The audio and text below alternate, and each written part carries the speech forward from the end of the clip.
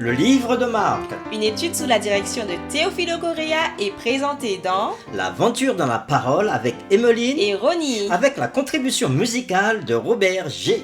Nous sommes enchantés de vous souhaiter la bienvenue en vous accueillant sur votre chaîne pour les réflexions de cette semaine. Que Jésus-Christ soit notre guide. Que le Saint-Esprit nous instruise et nous rende forts alors que nous nous arrêtons sur ce grand thème tout au long de ce trimestre. Aujourd'hui commence la série 6 qui va du samedi 3 août au vendredi 9 août 2024 et a pour titre Transformé de l'intérieur. Et les lectures de la semaine concernent les chapitres suivants. Marc 7, Ésaïe 29 verset 13 Exode 20 verset 12 et Marc chapitre 8 verset 11 à 21. et le texte à mémoriser de cette semaine que nous vous invitons à dire avec nous se trouve dans Marc 7 verset 15. Il n'y a rien au dehors de l'être humain qui puisse le souiller en entrant en lui. C'est ce qui sort de l'être humain qui le souille. Nous vous invitons à le redire avec nous. Marc chapitre 7, le verset 15. Il n'y a rien au dehors de l'être humain qui puisse le souiller en entrant en lui. C'est ce qui sort de l'être humain qui le souille. Au cours de son ministère, Jésus avait exalté les Écritures comme étant une révélation de Dieu, citant souvent l'Ancien Testament. Bien que les docteurs d'Israël connussent bien les Écritures hébraïques, la tradition humaine était pour la plupart d'entre eux plus importante que l'enseignement biblique. Dans ce contexte, notre étude passera en revue des discussions choisies entre Jésus et les pharisiens. L'étude de cette semaine porte sur Marc 7 et la première moitié de Marc 8. Au début de Marc 7, Jésus suscite une controverse en rejetant la tradition religieuse. Mais il le fait d'une manière qui soutient, de manière remarquable, quelque chose de profondément pertinent pour la vie chrétienne aujourd'hui.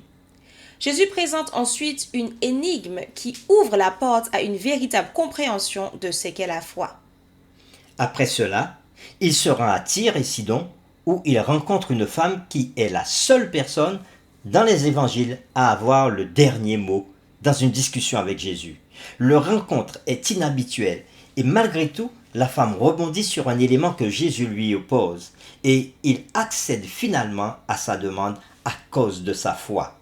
Marc 7, avec une autre guérison, révèle une vérité importante.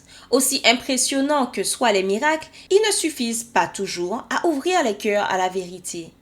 Après tout, à quoi les miracles servirent-ils pour les chefs religieux qui étaient déterminés à rejeter Jésus? Dans Marc chapitre 8, l'étude examine le pain comme symbole des enseignements et des traditions. Ces récits comportent de grandes leçons sur le sens et les pratiques de la vie religieuse. L'étude de cette semaine comprend 3 composantes, telles que décrites dans Marc 7, versets 6 à 8. La troisième composante traite du thème de la création, tel que révélé dans le récit de la guérison du sourd. Les 3 composantes sont les suivantes. La première partie examine le contexte de Marc 7, versets 6 à 8 dans l'Ancien Testament et la référence à Ésaïe chapitre 29, verset 13, telle qu'elle est citée dans Marc chapitre 2. La deuxième composante tient compte des traditions. À la lumière de Marc 7, versets 6 à 8, nous comparerons et opposerons la tradition des scribes et les instructions de Dieu dans les Écritures. Le troisième volet, comme nous l'avons déjà noté, concerne le récit de la guérison d'un sourd. Nous examinerons la manière dont certains éléments du motif de la création sont implicitement mentionnés dans le récit de cette guérison particulière. Et les questions qui seront derrière toutes les réflexions sont les suivantes. Pourquoi Jésus dénonce-t-il les traditions humaines? Que veut nous enseigner Jésus par les miracles qu'il accomplit? Et c'est avec les séquences suivantes que nous le ferons. Dimanche 4 août, tradition humaine contre commandement divin. Lundi 5 août, pureté des mains ou pureté du cœur. Mardi 6 août, des miettes pour les chiens. Mercredi 7 août, la langue liée. Jeudi 8 août, méfiez-vous du père assis. Et vendredi 9 août, comme à l'accoutumée, nous ferons un résumé et nous poursuivrons avec des réflexions avancées. Cette semaine, nous approfondirons ces séquences.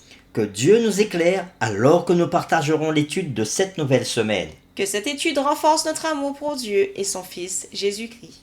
Nous vous invitons à prier avec nous. Merci Seigneur pour cette nouvelle semaine d'études que tu nous donnes.